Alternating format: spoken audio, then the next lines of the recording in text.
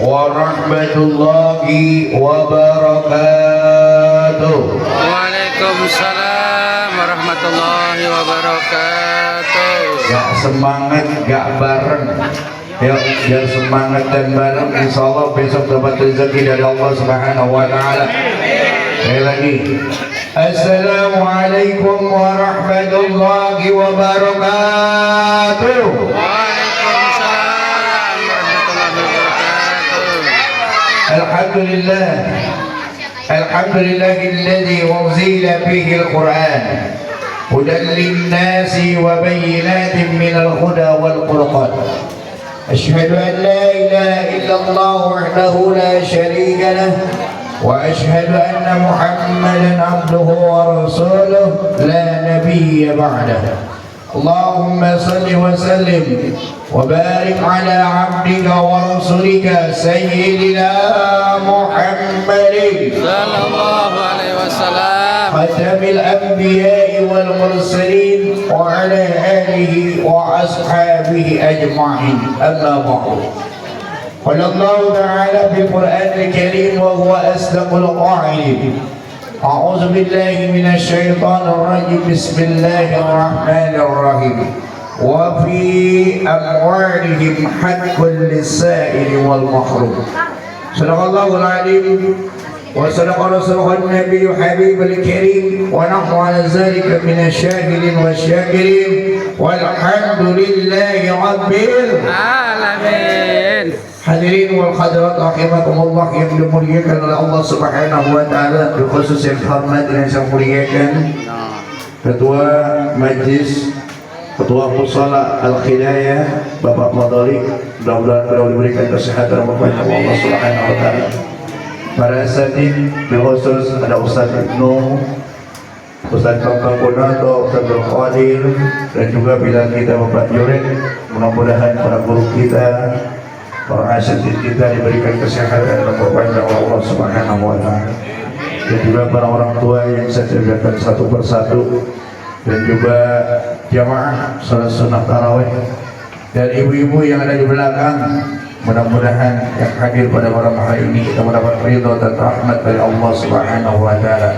Amin ya rabbal Alamin. Kayaknya kampung ini biasanya kalau malam Jumat ya enak. Tadi ini kurang bagus juga. Baik anak-anak sekalian, duduk yang rapi, catat dan lupa. Tema kita pada malam hari ini puasa mendidik kita menjadi orang yang peduli. Catat ya, puasa mendidik kita menjadi orang yang peduli. Kita diperintahkan oleh Allah Subhanahu wa Ta'ala untuk berpuasa. Alhamdulillah kita sudah berpuasa berapa hari? 5 hari. Ini malam yang ke-6. Insya Allah lebaran 23 hari lagi atau 24 tergantung sidang isbat nanti ya. Udah siap-siap pulang kampung aja, nggak terasa sudah seminggu tuh ya. Nah, kita sudah merasakan yang namanya berpuasa. Kita sudah merasakan yang namanya haus, dahaga, dan lapar. Sebetulnya puasa itu hanya memindahkan saja. Makannya yang biasanya pagi kita pindahkan ke waktu fajar. Kemudian yang biasanya makannya setiap saat kekang, nanti makannya berbukanya di waktu maghrib. Bagaimana kita merasakan haus, dahaga, dan lapar?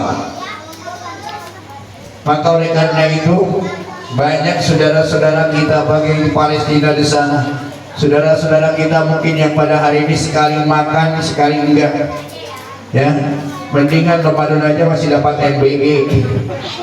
Tapi di sini udah dapat MBG lu kagak dapat, setiap hari triliunan tuh harganya, ya. Nah dengan berpuasa maka kita peduli terhadap mereka. Allah berfirman dalam Al-Quran, wa fi amwalihim haqqul lis-sa'ili wa mahrum. Setiap harta yang kita dapatkan, setiap salary yang kita dapatkan setiap bulannya, semuanya bukan mutlak milik kita, tapi ada milik mereka, anak-anak yatim, orang-orang miskin, dan orang-orang yang membutuhkan. Maka melalui berpuasa, tidak makan dan minum, itu akan merasakan bagaimana haus, dahaga dan laparnya. Jangan khawatir, setiap harta yang kita berikan tidak akan menjadi pangkil buat kita semua. Justru dengan harta itu adalah tazkiyatul mal. Dengan harta itu, dengan berinfak, bersedekah itu pada hakikatnya adalah apa? Untuk mensucikan harta kita. Allah tidak menyuruh semuanya diberikan, enggak. Sebagian sedikit silakan berikan. No, tiap malam ada kotak di sana. Jangan dilihat saja, diisi. Ini kan belajar kan tiap malam tuh. Jarang-jarang loh 11 bulan paling malam Jumat doang, itu juga dilihat doang. Jangan dilihat doang, belajar supaya apa? Supaya nanti terbiasa kita untuk senantiasa memberi. Ya. Karena yang sedikit itu kalau tidak dikeluarkan itu adalah kotor. Nih, ibarat ini air. Air dalam satu gelas ini air suci dan mensucikan. Bisa diminum boleh. Bila perlu gak ada di mobil mungkin buru boleh. Tapi seandainya yang sedikit ini terkena najis, misalkan darah atau terkena tai tikus, maka air ini akan berubah menjadi apa? Najis dan kotor. Kira-kira mau diminum mau apa enggak? Kagak. Nah, ibarat harta benda kita, kalau kita keluarkan itu akan mensucikan, tapi yang sedikit itu tidak dikeluarkan maka akan bercampur, maka harta itu akan menjadi kotor. Dan jangan khawatir, apa yang kita infakkan, apa yang kita sedekahkan, apa yang kita berikan, koloknya diberikan tuh ke masjid untuk orang yang berbuka puasa, diberikan gorengannya ditaruh di majlis orang yang berbuka, untuk orang yang berbuka puasa, tetangganya diberi, saling memberi, itu tidak akan menjadi fakir buat kita. Setiap hari ada dua malaikat yang selalu berdoa. Malaikat yang pertama berdoa, Allahumma anfiq munfiqan halban. Ya Allah, tambah-tambahlah rezekinya bagi mereka yang senantiasa menginfakkan hartanya di jalan Allah.